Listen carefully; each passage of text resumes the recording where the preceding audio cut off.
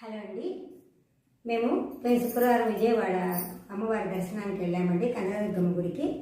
అక్కడ మేము అమ్మవారి దర్శనం అయిపోయిన పాట బయటకు వచ్చిన పాట ఈ చీరలు మేము కొనుక్కున్నామండి. వేలం వేస్తున్నారు అమ్మవారి పెట్టిన చీరలు. ఇప్పుడు ఈ చీరలు నేను చూపిస్తున్నానండి. ఇది మెరూన్ కలర్ శారీ అండి. బార్డర్ బాగా వచ్చినది. అక్కడక్కడ స్టోన్స్ ఉన్నాయండి.